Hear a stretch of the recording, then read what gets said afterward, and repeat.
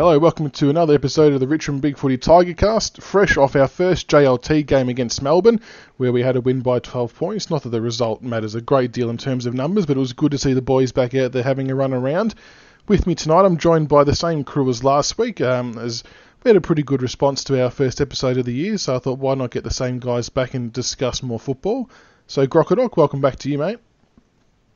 Cheers, mate. Pleasure to be back. And Captain Blood 17, welcome back to you. Good evening, everybody. How are we tonight? Much more pleasant introduction there compared to last time. We're at the 40-second mark, so this is a positive step so far. Good day, chaps. How do you do? Yes, yeah, exactly. And last but not least, the Lounge Lizard. Welcome back to you. Hello, lads. Hello, listeners. Now, firstly, I know the other two watched the game. I know you've got a bit of a habit of finding other outside activities to occupy yourself with while our games are on. Did you watch the game? I did. Oh, very good. Okay, so we're in for a good discussion tonight then, folks. The Lounge Lizard is onto the ball. I actually got an idea of what's going on this time. Oh, that's good. Very good to hear.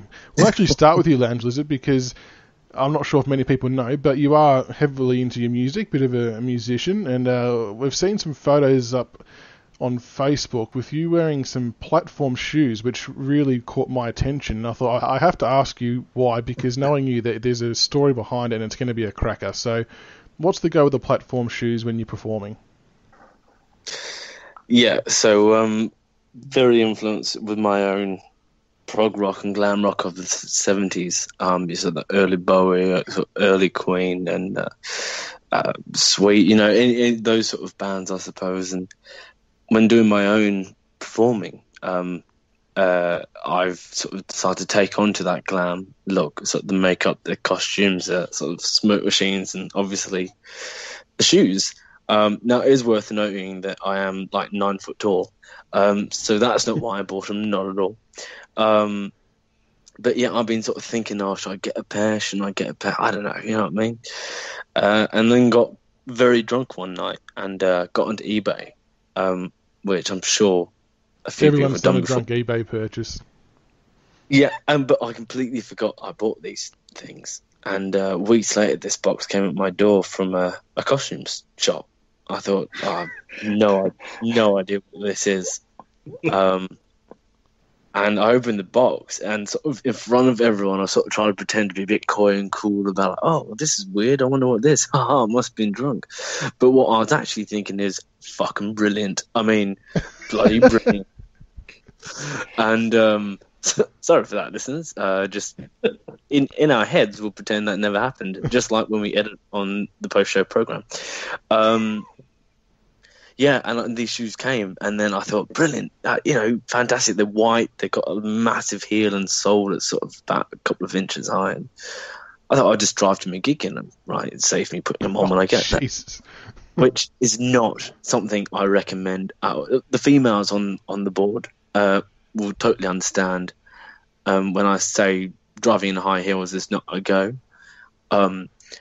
Driving in those was genuinely dangerous. I couldn't feel the pedals. I couldn't even see where they were. I was sort of obstructed by my own heel, and had a lot of very close runs getting to the venue. And since then, I've learnt to take them off as I get in the car. So essentially, yes, Mr. Bean driving his car on top of it with a broomstick was much safer than what you were doing with heels on.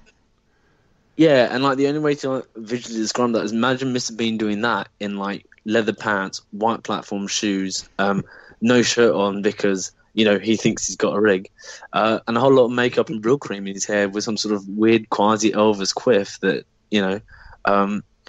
never seems to quite stay in the position it's supposed to. Imagine if you had got pulled over, you would have been locked up. That would go, if I had Genghis and killed her and say, right, we know what you're doing, mate, come with us. With all these drawbacks, do you still stand by the statement that they're the best purchase you've ever made? Oh, absolutely, mate, of course. I would have liked to have heard them to have been the ones that with water and goldfish in them, personally. That would have been a really good touch. Yes. No, see, because you can get them off the store. I've gone back and looked at the site, and you can also get leopard print ones. I thought it was a bit Rod Stewart, that, but he sort of had quite a good career. So I thought maybe I'll just try that. But the white platform shoes, brilliant purchase. I still love them. I still wear them. They're integral now. And of course, which opens us up. Once this gets posted into the board, the Richmond board, part of the Richmond board family, get in touch and drop a line in one of the comments as well of drunken purchases you've made. And let us know your best ones. So contact us across our social media platforms, of course, or straight on the BigFooty board with your drunken purchases. We'll even upload a photo of the Lounge Lizard shoes, even without his permission. I'm still doing it, so just so we can all see what we're talking about, because it's one thing to hear about it, but it's another thing to see these beautiful pieces of footwear. A bit worried that I'm going to be at a gig like in a couple of weeks, and someone's going to come up to me and go, "I know you. I've seen you play before." God, really? Did you? And I was like, I know that you post on BigFooty. You're that fucking Lounge Lizard wanker, aren't you? Well, I know how Tiger17 feels when you get recognised everywhere. Yeah, if you recognise the shoes and you recognise the podcast, come up. I'm always keen to have a beer and talk Richmond, of course, which is one of the pleasures we get to do now that we're a successful side. Absolutely, and while we're on the topic of Richmond, the JLT series on the weekend, boys, versus Melbourne. I'll read the scoreline now. Not that it doesn't really mean anything, but Richmond 16-17, 113 defeated Melbourne 16-5, 101 by 12 points. We had a bit of a slow start in the first quarter. The melts on our board were astronomical in that first quarter. I just sat there and laughed reading some of the shit going on. I read other boards over the weekend and thought, surely we're not going to melt like this if something bad happens, and sure enough, we didn't fail to let me down. But after quarter time, we come good, and we played the way we know how to play. CB17, I'll start with you. Which players impressed you most in our first hit out? I think I was like probably most track watchers. We all know what the Stars do, but I was really curious. I really wanted to see what RCD, Weller, Ross, Stack, even Liam Baker, those young guys, Higo, but what those first, second year players were going to give us. That's where I sort of focused on. And if I may, can I just focus on Weller? And I'll leave the other ones open to you blokes. So I guess with Weller, he's a mature age recruit for us, and I'm quite excited by what he brings. And I had a quick look at his stats, and it's sort of funny because he was a bit hot and cold with the feedback on the board in the game day thread. Would that be fair? Yeah, I'd say that was fair. Yeah, but when you look at his stats, he picked up 14 disposals, he took 9 marks, applied 5 tackles, and kicked a goal. So statistically, he was as good as I thought he was for a first hit out, trying to fit into a new game plan and a new style, and a team that can actually play football. So I think he's done his first round selection chances no harm at all with his performance. That's my take on it. The one thing with him that I noticed, and it might be a very small thing, but it was how strong his overhead marking was for someone of his size. Like, he was in some serious contests and hung on to some really good grabs. He's like he's the player we wanted Ben Lennon to be. There was a lot of direct references to Ben Lennon in our thread, wasn't there? He looks like he's a doppelganger. When the gun hears this, he's probably going to start ripping his computer to shreds. Prodigy on the Shout other out hand, to Prodigy. Yeah. All right, so well, I agree. I think he had a very good first up game. I think there's a spot for him in the side. He's a bit of a different small forward, isn't he, compared to the guys we're used to seeing play for us. I reckon we can fit him in, but I don't know. It kind of means that our Butler and Castagna then playing for the one spot to fit Weller in occasionally. I don't know. It's going to be interesting to see how we find that balance. Grock, what about you, mate? What players impressed you in the first hit out? Besides, obviously, Noah Bolter, who I'm pretty sure we'll touch on later, the one player that impressed me the most of the newer crew was Jack Ross. Obviously, he's one of these players who's big-bodied. He loves the physical stuff, but for his first hit out, he was only on the ground 59%. He played 59% of game time. He ended up finishing with 21 possessions. 11 of those were contested, and he had 6 clearances. And for me, for someone like that, he's the type of player that we've been screaming out for, that big, hard contested, the beast that'll provide a chop out for Dusty, and he reminds me so much of Jack Graham, but but he also seems to get more of the pill that compared to what Fridge does. And I think he's going to be one who I will not be surprised if he plays round one based on what he showed on Sunday. Like it wasn't just his ability to get the ball. It was the way that he cracked into the contest, hunted the football, hunted the man. He was just a complete beast around the contest, and he was taking out Clayton Oliver and Brayshaw, in tackles and everything. He was just pushing them aside like they were nothing. For a first year player, that it was just insane what he was able to do. So yeah, he was the one that really stood out for me. And it's funny with Ross too. He everyone was obviously talking about different players, other than like Sam Walsh just exploded on the scene. There's a few others, and for the Tigers, everyone was talking about Noah Bolter, but Ross, his game was as impressive as anyone's, and he's really slipped under the radar. No one's talking about him, and I really, really like that. So yeah. Yeah, he's definitely a good chance to play round one. His hardness around the contest was pretty good. And the Lounge Lizard, what about you, mate? Who did you like the look of in the JLT game? Yeah, I'm going to jump on and mention Noah Bolter. Funny, a lot like Grock, in the draft that we took him in, I was a massive fan of his. I really didn't think he would slip to us. I was stoked when he did. I'm in the camp that actually thinks that he could be anything. But I think with him, it's not going to be anything or nothing. I think it'll be anything or very good. He doesn't have the high draft pick that justifies it. It has to be brilliant, which I think is going to work in his favour. Watching the game, he's got this sort of ungangly style of way of running and a very nervous-looking board drop. I mean, every time he goes to kick it, you just think, he's sort of had flashbacks to some of the players who've been with us in the past. And you kind of wonder, can he put it together? You kind of look at him, he does something remarkable, and then, he's sort of sneaks in a sort of, basic round-the-body goal. But that being said, he grew as the game went on, and it's the first time I've properly seen him in a proper game of football. Obviously, I caught him in the AFLX of last season's incarnation. But he just grew as the game went on, and he got a bit of confidence. And it's interesting. The question I sort of pose to you guys, of course, the BigFooty family, who will be, tuning into this when it goes to air, is can we? My view is that he needs to be. You need to accept. You've got to give him a string of games to really find his feet. And I don't think you can give him a string of games against the shitty teams, the Bulldogs, the Gold Coasts, the Carltons and stuff. I think he needs to be playing against the high quality teams. I think you accept that you're going to carry him for a long time, but a bit like what happened with Essendon and Paddy Ryder years ago, he just suddenly had that game where it all clicked. And I think we need to get him to get to that point to click before the finals, because I think he's got the X factor that could be brilliant in finals. But the question is can we actually afford to carry him in a team that's already going to have the height of Lynch added in, and possibly, if you add in Bolter as well. Obviously, we lost one in Greg, who seems to be out now with knee soreness, and seems to all been ruled out of round one. But there's a significant height difference between Greg and Bolter, of course. So the question to you guys is can we carry him for 10, 15 games in the hope that it clicks for him?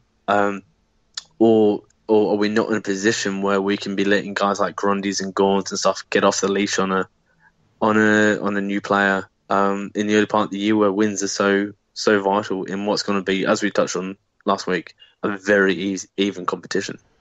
I wonder if in the first few rounds, depending when we get Tom Lynch into the team, whether Bolter does come in, and what you'll find is while Lynch is working his way to 100% match fitness, Bolter's actually the swing man between relieving Ruck and getting Tom. Tom Lynch comes off the ground.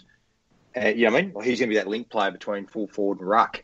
Whether whether, Lynch plays for 10, 15 minutes, managed, off, Nang full forward, Bolter comes on for 5, or, you know what I mean? I wonder if he will come into the equation that way, just for team balance. I could see him coming in for Sean Grigg playing off the wing anyway, because, like, to answer Lounge Lizard's question, can we afford to play Bolter, Lynch, have such a tall setup?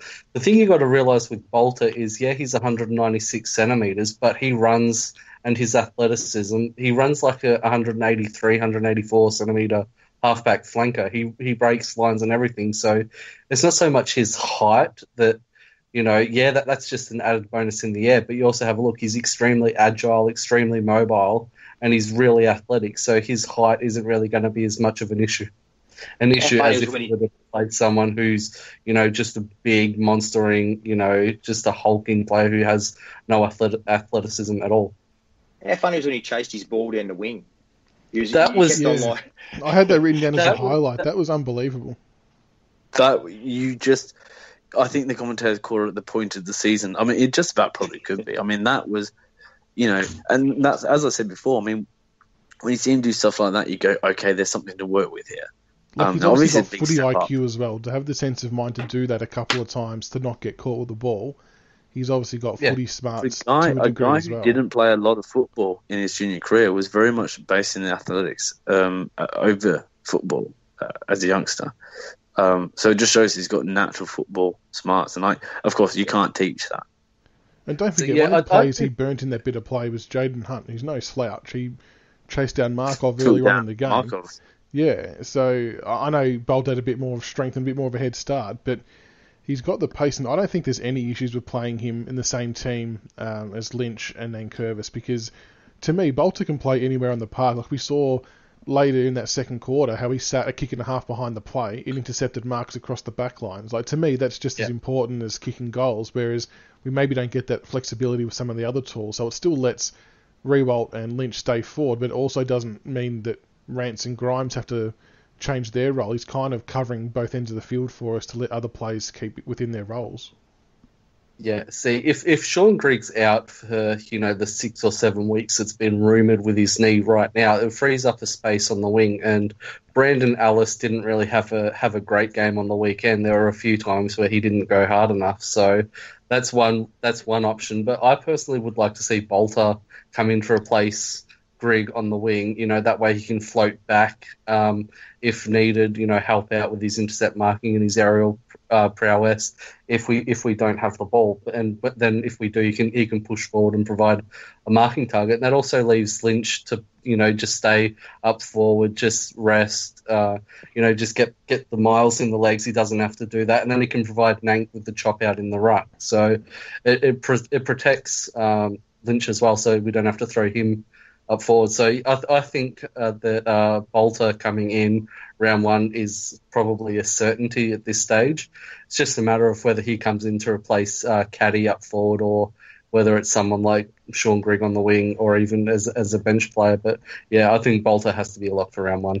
Before we go on to a couple of other... I just want to go through his stats quickly. 18 disposals, 6 marks, 3 tackles, 7 hit-outs and 2 goals. That's pretty good going, and really all eyes are going to be on him again this week. Yeah, and it was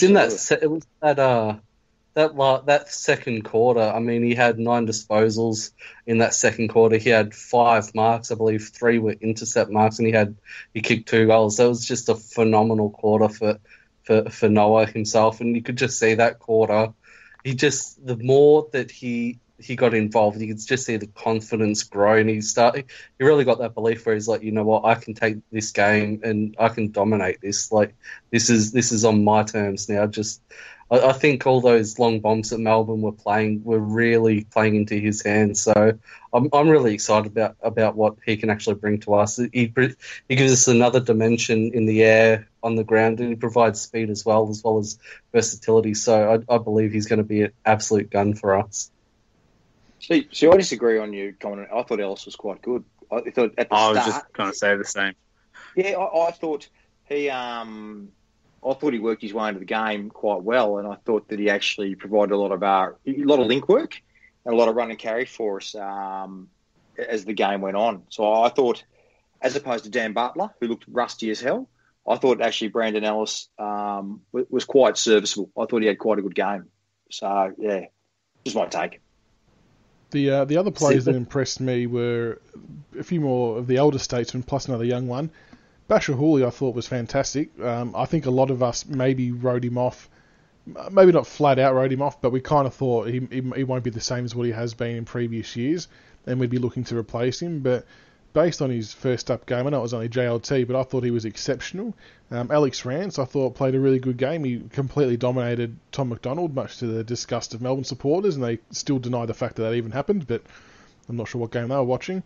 And Jack Higgins, I think he started where he left off last year. His footy IQ was ridiculous. That first goal he got was just beyond belief. He's going to be a super player, Jack Higgins. Yeah, I'm so glad that you actually raised Higgins, because if I didn't bring up Jack Ross, I was going to bring up Higgins. And, there were a lot of question marks on how long it would take Higgins to transition into the midfielder that he said he'd hoped he'd become. And what he showed on the weekend showed that maybe a move into the midfield is not as far off as some people think. He just got involved with the football. He put his body on the line when he needed to.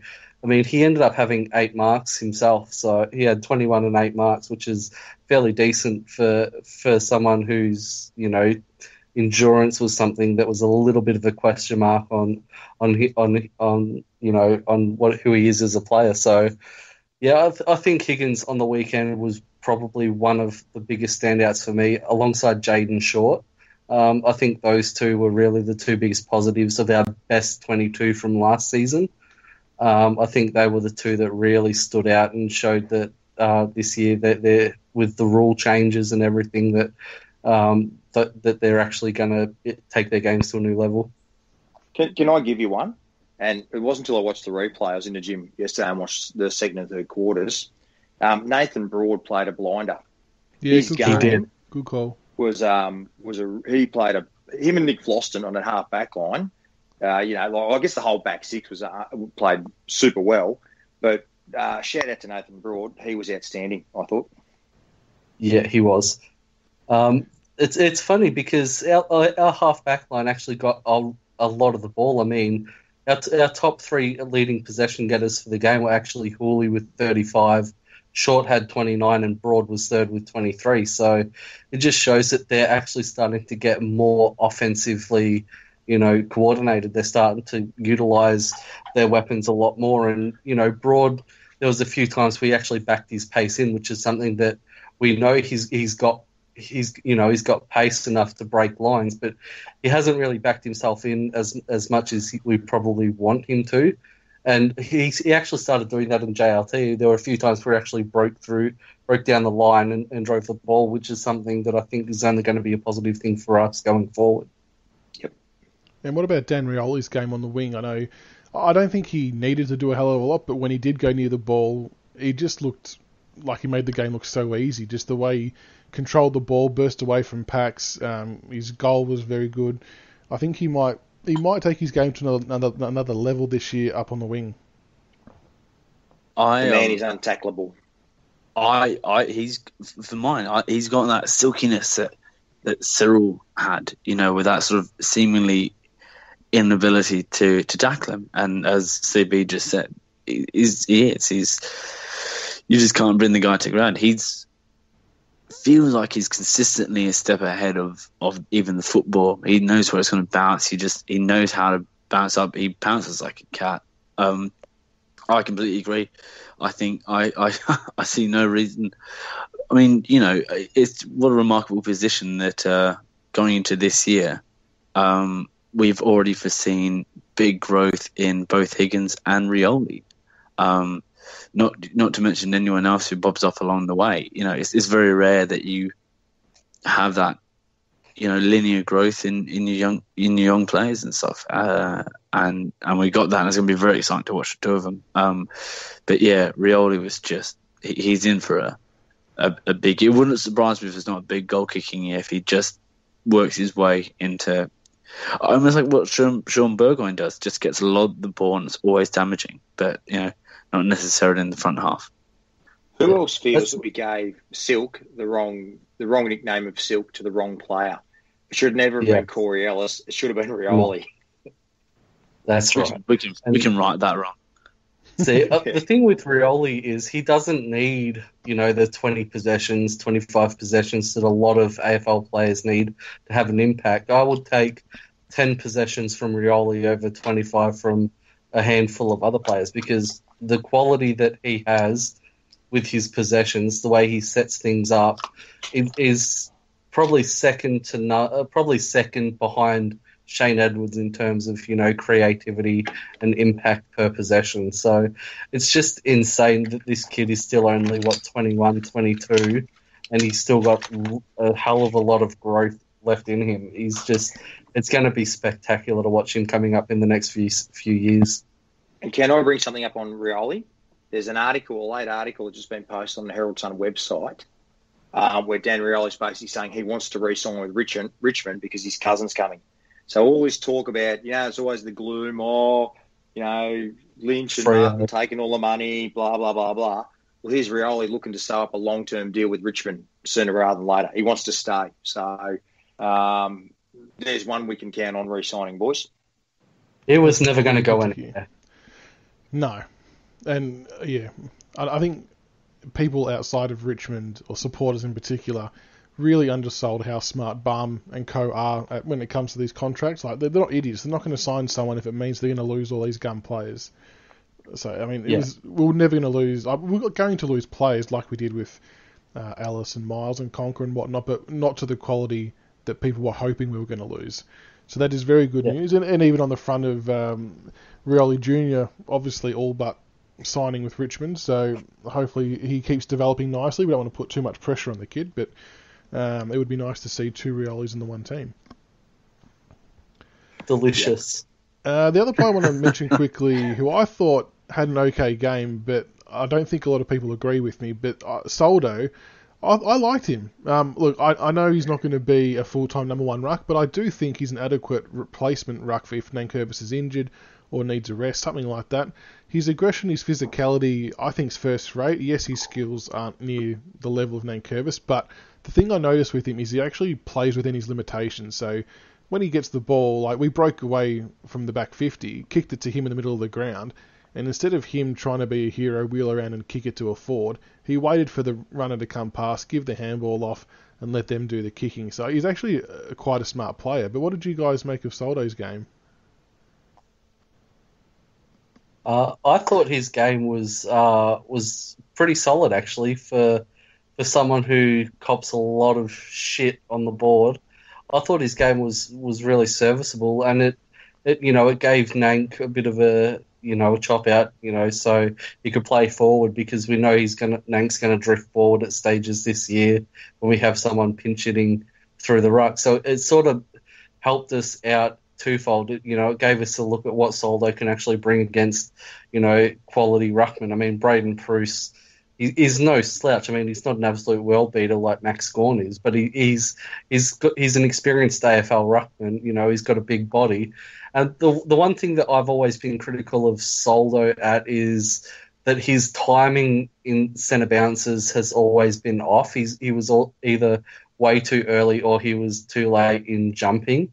And that was one thing that was noticeably more improved on the weekend, was his ability to time his leaps, and the fact that he was more willing to utilise his size. I mean, I think it was in the last quarter where Melbourne were playing Declan Kilty in the ruck, and in one centre bounce, Kilty managed to leap over him and get the hit out, and then the very next one, Soldo actually charged in and actually got the knee up and did it purposefully, saying, you're not actually gonna do that to me again. I'll make sure you earn that hit out, and just smashed him. So I think Soldo, while he won't be, an out and out absolute gun, he's going to be serviceable playing, 5 or 6 games a year to give Nank a rest.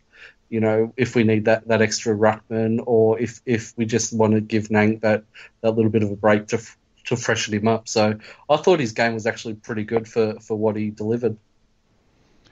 I want to talk about the new rules quickly as well. Obviously, a lot was made of the 666 rule before the JLT started, and thanks to Jones Racing 82 on Twitter for sending this through to me today. Oh no, it might have been yesterday. There was prior to JLT starting, all the hype around the new rules were from Champion Data coming out saying that we would be the team that struggles most with the 666. The media jumped all over it. People thought we'd get slaughtered in there. Turns out we were the highest scoring team for the round. So that's a really interesting fact, I think, and it shows that we may not be as negatively affected as what the media and Jared Waitley might have hoped us to have been, because he had to get us. Can I just say, first of all, Antonio Banderas looking at a computer GIF, right? That is how I feel with this 666 rule. I would like to say, Stephen Hawking, if you are listening, I know you're a big fan of the podcasts. You're a genius. You're a genius. Thank you. Because now they can't have a guy come off the back end of the square targeting Dusty. Chris Judd's nailed it. All of a sudden, the blokes like a Dustin Martin, a Tom Mitchell, anyone who's a superstar has got more space around them. They're far more dangerous. So not only have you made us more offensively aggressive, we've recruited a bloke who's 200 centimetres, who's now plonked in the goal square, and we've got the best one-on-one defender in the comp in Alex Rance, and the statistics tell us that. So this 666 Bizzo, and even Nick Floston was saying our defenders prefer to play one-on-one. So everything about this 666 rule has actually just played into our hands. Thank you, Stephen. Thank you. And it's not just the 666 rule as well. It's the kick out rule as well, where defenders don't have to kick it to themselves, to play on, and they can just run out of the goal square and they get that extra space as well, because that plays right into our hands with Bashakuli and Jaden Short from their kickouts. I mean, we saw it on the weekend several times where Shorty was taking the kick out.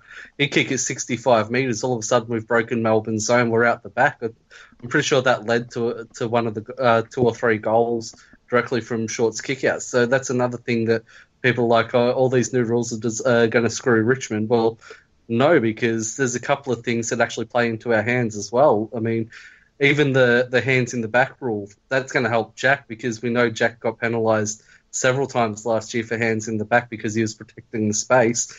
Now, having the 666 rule, he's not going to be double teamed, and he's going to be able to use his hands and body a lot more effectively. How is that going to hinder us? Yeah, that kick-out rule I'm a big fan of, because we've got a pretty quick side too. So even if we don't even have to mark the ball on the wing, we can just bash it over the top, which Jack is known very much to do, and I'm sure Lynch will do the same. And our smalls will just run onto it into a paddock. So I think we're going to be looking okay, as long as, going back to the 666 part, as long as our clearances defensively we stay tight and we don't concede too much. But our defence is pretty good. I agree with what Vlosten said, that the guys going one-on-one, I think we actually prefer it. Asprey, Grimes, Vlosten, Rance, they're probably going to halve more contests than they lose, to be honest, and the stats kind of back that up. So I'm pretty comfortable with how that kind of sits. But just to reiterate, this was Champion Data who come out with this fact. They're also the same people that claimed Dumont, Cunnington, Suckling, Sard, Tippenwoody, Daniel Rich, and Paul Seedsman are all elite players, apparently. So Champion Data, you can piss right off. No one should base any factual evidence or articles on the crap you come out with. That puts a spanner in my works, but I'm still going to stick with it later. Just don't quote where you got the information from. Can I just say, though, too, with that kick-in rule, and it won't be just Richmond that does it, we potentially could see goals on the back of 3 disposals. Like we could literally see a guy kick it out, hit the wing, handball, kick in, and you're lacing a bloke out of full forward. It could be unreal, some of the coast-to-coast we see across the league. Could be unreal.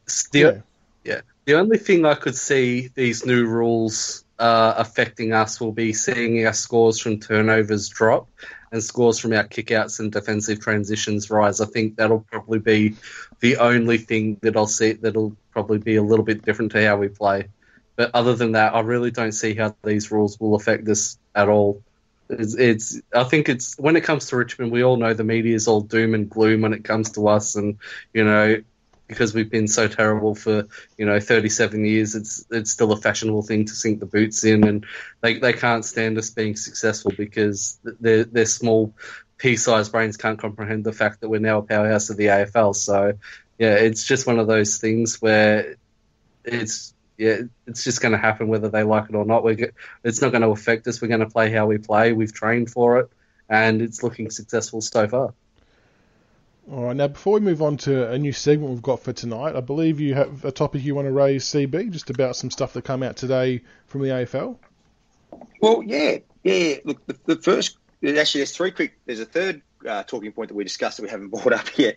First of all, boys, Dustin Martin, do we play him this Saturday or do we not? I'm a no. No, don't risk it. Don't risk it. There was some report about a PCL strain that I saw on BigFooty this afternoon. I don't know if there's any merit to that. I've not seen it reported anywhere else. For mine, I give him a run. I mean, if he's structurally sound and there's no injury, there's no reason to be overly precautious. We can't wrap these guys in cotton wool. And I think he's the sort of guy who will thrive off the practice matches running into the season in a bit of form. If he's fine, I mean, play him. He didn't struggle at all after the game. He just landed a bit awkward. He was a bit sore for a few moments. I don't think there's much.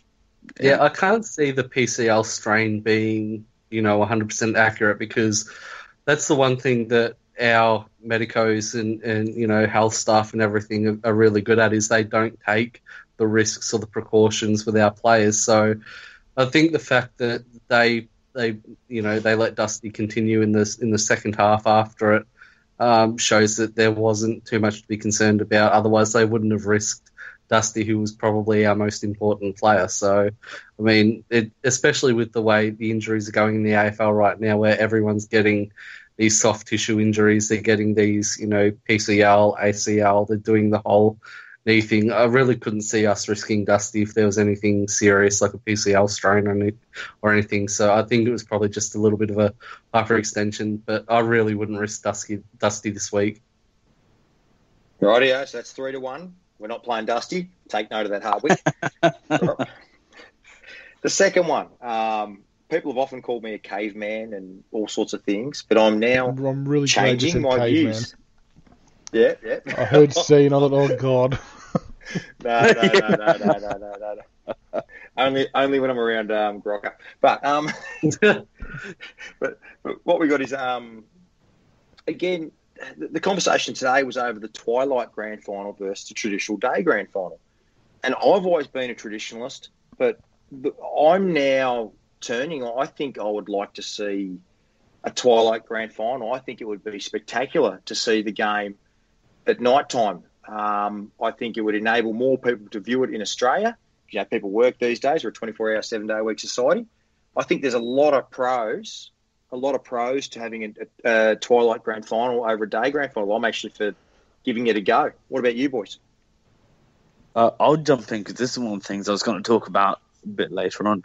So I won't touch on too far. That's what I will say is I'm not a traditionalist by any stretch of the imagination. I am the age bracket that the AFL sort of paying attention to but not targeting. I think we've got some nice traditions in the game, and I can't see any foreseeable reason to change it outside the fact that broadcasters will make more money, and they aren't hiding from that. And I think it's the last Saturday in September. It's a Saturday afternoon. There's no reason to change it. I mean, they've changed so much. And look, the game has to experiment. Like, it can't stand still. I'm a big believer that the game has to move with the times. But it doesn't have to change this. This is just change for the sake of change. Twilight's shit. Either go afternoon or go night. Do a full night game, or leave it as is. Twilight, it's rubbish if you're at the ground. If you get the sun, it makes no difference to people. People are going to watch the grand final at 2 p.m. or 4 p.m. It doesn't really. I don't think it makes a difference. And I actually think you got to take consideration to what the players say. I mean, they all say that they are so nervous on the morning of the day. I mean, any books you read or any you talk to say that they're so nervous on the day of the game that by the time it gets there, I mean, look at Lever in the grand final against us. He looked ill in the national anthem. A few of the players did. It's unfair to make them wait any longer. Just because the NRL do it and other sports do it successfully doesn't mean that we have to. I think we're not struggling with ratings. I'm not too fussed. I get why they want to do it. I think it's very much from, like you said, a money-making perspective and an entertainment perspective. You look at the Super Bowl and how successful their entertainment appears. I mean, granted, they get better names performing anyway, but from a visual perspective, it looks a lot better when they can use the night kind of theme and the lights off and all that kind of stuff. So I get why they want to do it. I'm not fussed one way or another. I get your point, Lizard, about making the players wait longer. Some people try to argue that it'll have more drunk people around in the areas because there's longer to do it. Well, if people are going to drink, they're going to drink anyway. I mean, I had a drink at 10 o'clock in the morning on grand final day when we played, so it doesn't really make much difference to the time of day, I don't think. But I think they'll eventually do it because I reckon they will try it to see how it goes. Yeah, I'm not too fussed one way or another, to be honest. My only issue with trying it is, one, they'll try and they won't put it back. And, of course, if they try, it's going to be a success because it's a bloody grand final. You know what I mean? Millions are going to tune in and watch it regardless. They could play it at 10 in the morning and you still have millions tune in and watch it. You know, the ratings for the grand final breakfast show that. I mean, you know, it doesn't matter what time they play it. Everyone's going to watch it and they're going to put it on at 4:40 and they're going to go, great success, look at all the numbers. It's going to be no different because I don't see them getting, you know, a significantly larger viewer base because of a 2-hour difference. I really don't. And that's fundamentally my issue is I'm all for changing the game. This is just change for the sake of change because there's no good reason to justify changing it. And that's what it comes down to for me. Like, when they try and justify it, I've heard nothing really. Yeah. See, I'm sort of ambivalent to when the game's played. I mean, I always get excited grand final day, no matter who's playing, and you know whether it's at 2:30 or whether they started at 4:40, it doesn't really make any difference to me. But I mean, it's one of those things where, personally, for me, I'd rather it be 2:30 if I was actually going to the grand final. But staying home and watching it, I'd probably prefer it to be at 4:40. It's just one of those things. I always prefer watching, you know, twilight and night games on TV rather than, you know, day games. Just for some reason, I'm not sure why. I'm probably some freak, but it's just for me. I feel like that. For me, I just feel like the spectacle is better on TV in night games. It's just a lot. It just looks a lot cleaner. You don't have to deal with the sun and the glare and everything as well. And I think, you know, for a lot of people have grand final parties, I think, you know, having it at a twilight probably caters to that and more as well. You know, you can factor in, you know, your barbecues and everything before the game. And then, you know, you can do whatever you want during the dinner period, which would be coincide with about halftime as well. You know, the way I look at it, I wouldn't mind having a twilight grand final because I can sit around, have a barbecue, and then, you know, crank up a bonfire, sit there and watch it while I watch the game as well. I think that'd be a new dimension to the viewers, you know, and what they can do, you know, watching the game at home. So for me, you know, it doesn't really matter, but it's just what the AFL wants to do. We know they're money driven, so it wouldn't surprise me to see them bring in a twilight grand final sooner rather than later. But I have no feelings one way or the other. See, I think it's interesting that CB is changing his mind. As you know, we've all mentioned, he's a caveman at times. You know, and it's tradition. You know, but I mean, he's you know, he's seen a lot of football, and like, I suppose maybe it's a bit different for Grock and I. Obviously, our age differences in the early 20s. You know, I don't know if that plays a part in it, but I just sort of feel like AFL football at the MCG at 2:10 in the afternoon is just the perfect. I mean, we don't have that time slot anymore. Just leave the ground, you know, just leave the grand final how it is. I mean, there's so much other stuff they can go and tinker with and already have. I just feel like I am actually of the view that we're starting to lose our game a bit, not in a massive sort of knee-jerk reaction way, but I think ever so slowly we're starting to lose our game, and they start to tinker and mess with the grand final. I think it's a very long path to get it back.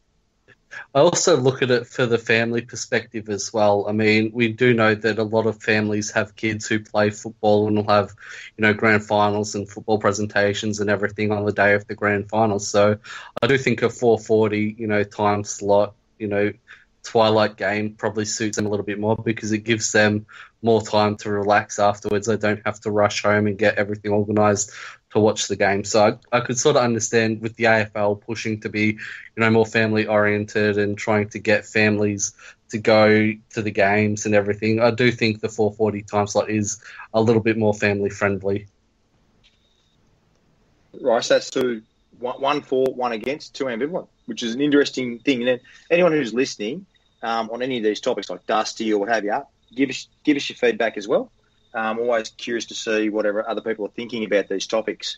Now, this last one, we're actually going to do a bit of a poll on because once again, I rode my T-Rex to work today because I'm a caveman, and I actually gave Kane Corns a clip on Twitter about this next topic, and I actually got it wrong. The more I thought about it, Kane Corns, you're a big listener of the show. I know you are. You were right. I was wrong. Captain Blood 17 will actually admit this. And what I'm talking about is a wildcard finals weekend versus a home and away weekend against in the bye weekend. So what we're suggesting is at the moment you've got like dead rubbers, then you have a bye, then we commence finals. And what they're saying is to keep the season alive or to make it more interesting is instead of having a bye weekend, teams 1 to 6 get the weekend off, then teams from 7 to 10 actually play off for the final 2 spots, 7 and 8, which I think would be a far more exciting weekend of footy because it would keep the final home and away. Do you think how close our top 8 is these days, or the top 10? There's not much that separates it. So you have all these teams still playing meaningful games trying to get those top 6 spots. And then in the bye, what is the bye weekend? You would have 7 to 10 play off in a meaningful game for 7 and 8, and they call it the wildcard weekend. And then you would commence into your finals week, which I think is a far more palatable version of football to watch than some of the dead rubbers and things that we witness now. What are your thoughts, boys? I'll jump in. Oh, you go, Grock. You go, TL. You go. All right, you lovely fellow. No, just remember, I do love the sound of my own voice, so you may have made a mistake there.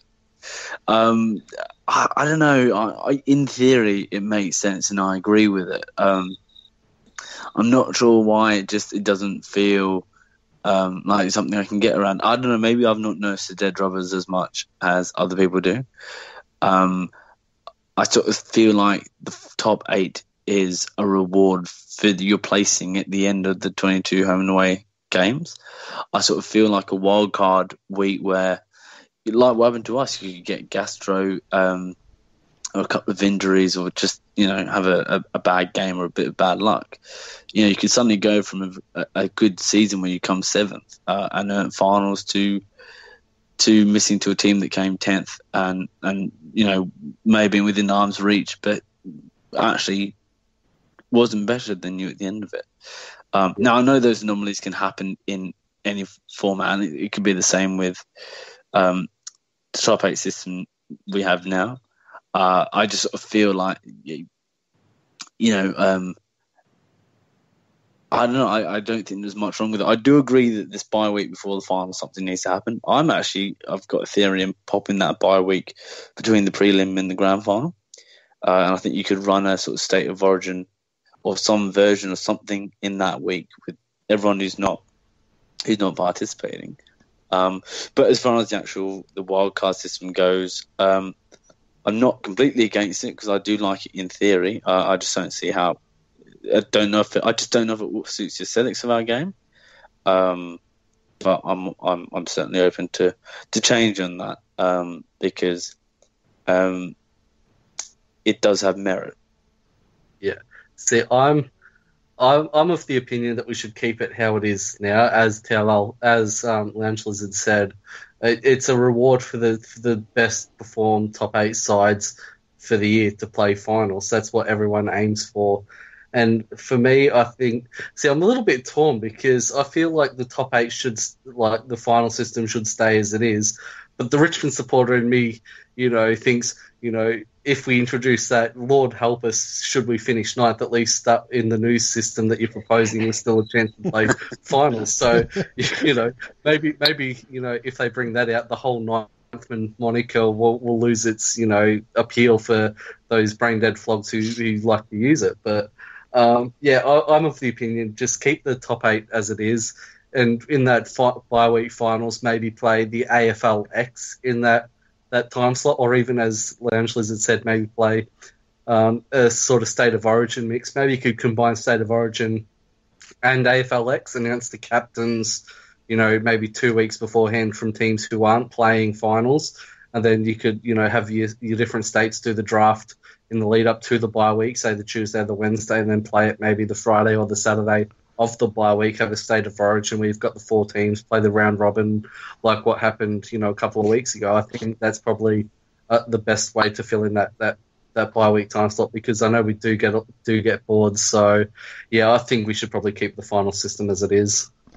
I don't mind the concept. I'd be happy to see how it went, to be honest, because, it's, like you said, CB, some of the dead rubbers at the end of the year are just rubbish and just shit to watch. And I know they can still happen, in the weeks leading up with the teams who are completely out of it, but it would be good and interesting just to see how that works, just to give those teams that are close to making finals a bit more to play for, because I think it'll help alleviate a bit more of the whole tanking saga, because if you were 14th or 13th, but only by maybe a game and a half, 2 games with a few rounds to go, instead of trying to pack it in and get a draft pick, you may actually still have a fair crack at it to try and get that 10th spot to have a crack at one of those last 2 final spots. So it might actually improve the whole, might improve the competition and the way all those last few games pan out. So I'd actually be for it to see how it went. Well, unless the other thing, if you were against it, the other thing you do is the teams who aren't playing finals, maybe the bottom 6 all play a round of robins for the top first draft picks. I think they need to do something there with that as well. They need to take it out of the hands of just finishing last. Yeah, which is interesting. I have seen that idea floated a lot, and at the risk of sounding like CB myself, I like it how it is. I mean, obviously we got unlucky the season where we lost our first pick to, I think Carlton took the priority pick. 2007. Yeah, but again, we also gained from it with Delidio. I believe he was a priority pick, I think, if I got that correct. Yes, or we had a priority pick leading into that, yeah. I think at the end of the day, if you want... the problem is the AFL is trying to push for a system of equality and, the cycle of equalness. You have your ups and your downs, then you have to reward the team that comes bottom and give them the best chance to go back to the top. What could happen is we went through it to use a more relevant scenario as Carlton. Is a lot of people jump up and down and go, they've got 4 number 1 picks in their team. But under that system, they could also have 4 number 5 picks. And I know there's not a massive difference. But you wouldn't want to come bottom every year and then lose out on this wild card thing to another team who's maybe like a West Coast, who've known to drop down, bounce straight back up. Because you could get a team like the Eagles who come out of the top 4, get number 1 pick and bounce back into a prelim like they did in 10 and 11. So I think you got to leave that. I think the number 1 pick needs to go clubs. Maybe they need to find a way to make it a bit better, but I don't know. I think if you're going to tank, I think the culture of that sets into club very quickly, and it can be very hard to turn around. And it's been evident by both Melbourne and Carlton. I think you want to go for it. I think you really gamble the dice on that yourselves, and yet to see it really be successful. So there it is, guys. So what we want to know, that's our poll. That's our poll for this one, is the final systems. Do you want to see a wild card system come in, or do you want to be like certain dinosaurs on this broadcast and ride your T-Rexes to work and stick with what we got? Yeah, no, good question, CB, and I'll definitely post it up when I post the episode. I'll include a poll as well, and we'll gauge the feel of the audience out there. So it's really interesting to see what it comes back with. Well, we've got one more segment to go. It's a brand new one that we thought of earlier on today, just because we had a few things we wanted to get off our chest, I think would be the best way to describe it. So the new segment is called Tigercast Takedown. So this segment is basically where we get a chance to take down the media, opposition supporters, basically anyone that targets the club with absolute bullshit or comes out with stupid ideas that need calling out. Not everyone has to participate, so I think there's only 3 of us having a crack at it tonight.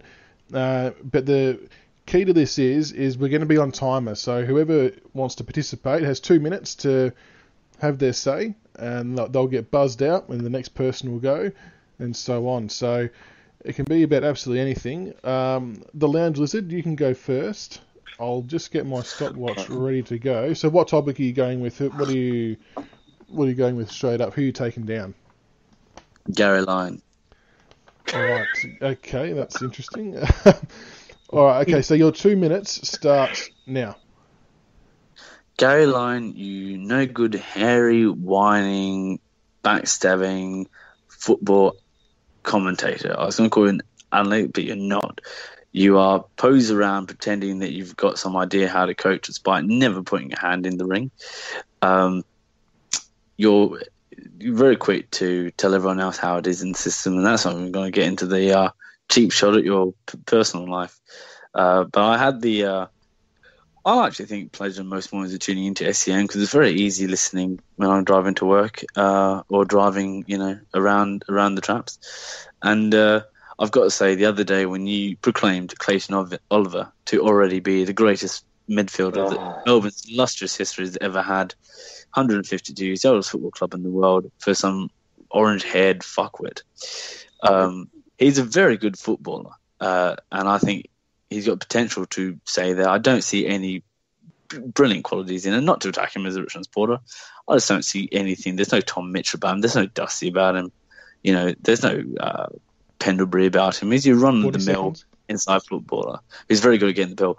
I think you need to stop trying to bring the attention back to your club as some sort of quasi-Eddie Maguire because you think that's what you are for the Melbourne Football Club, the club that you blew up with your Neil appointment, and leave the headlines to the Tigers when we beat your mob.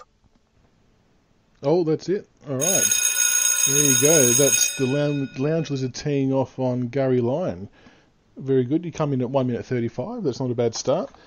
Grockadoc, you can go next. What's your topic of discussion? Who are you taking down? I'm taking down Oppo Flogs and their obvious hatred for the greatest defender of all time, Alex Rance. Sure, I've never seen anything disrespectful being said about Rance at all. I'm not sure what you're talking about. Anyway, you've got 2 minutes, and your time starts now. All right, to all you flogs, brain-dead muppets, campaigners, and walking advertisements for contraception, listen up. All of you who think that Alex Rance cannot defend one-on-one, have absolute rocks in your head, and are letting your hatred for Rance as a person cloud your judgment on Rance the footballer. Rance, in 2017 and 18, attended 206 one-on-one defensive contests and lost 32 of them for a percentage of 15.5%. That is the lowest in the AFL of any defender who attended 60 or more contests. That's even higher than Golden Boy Jeremy McGovern.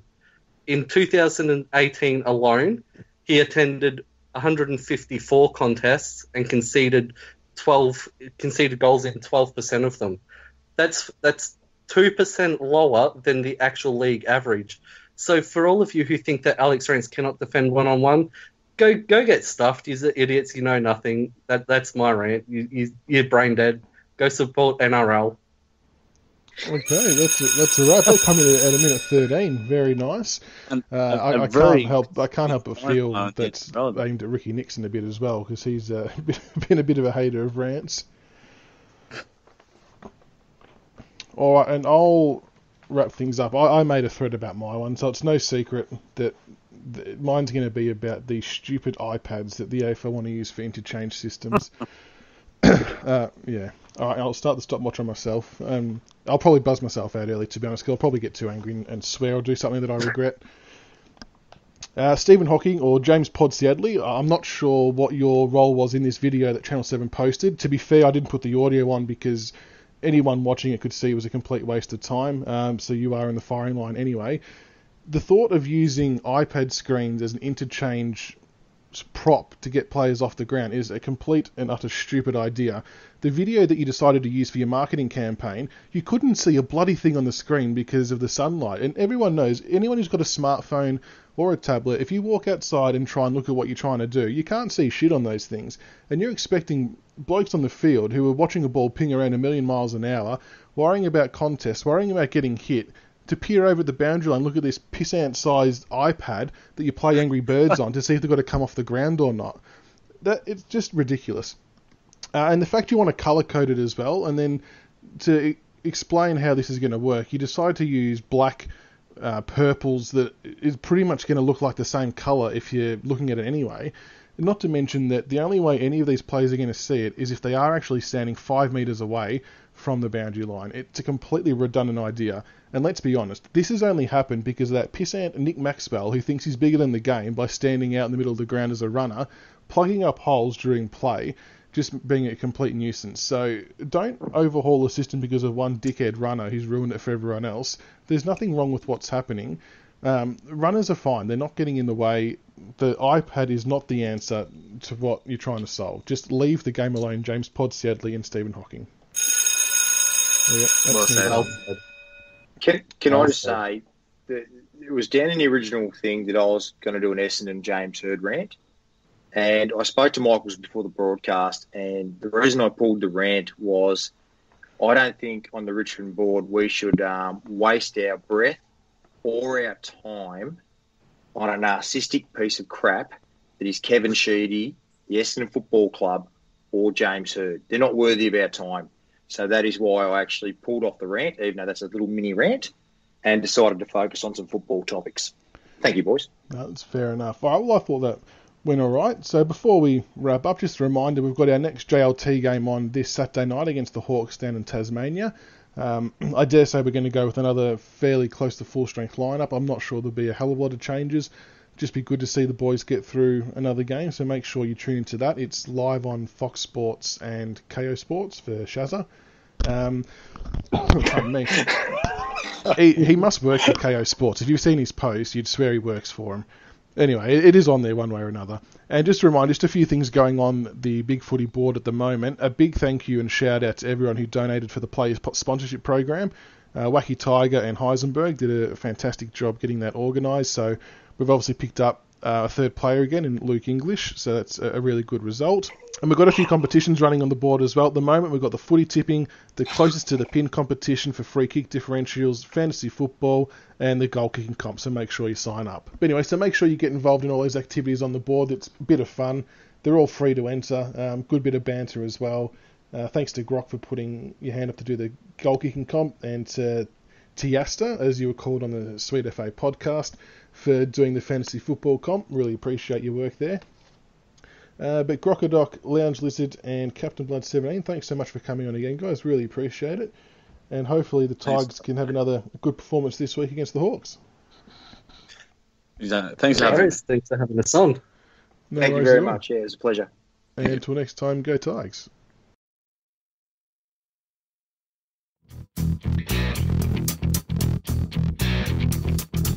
Thank you for listening to another episode of the Richmond BigFooty Tigercast. Be sure to subscribe to the podcast on iTunes and YouTube so you can follow all the roast and toast, the reviews and previews, and all topics Richmond.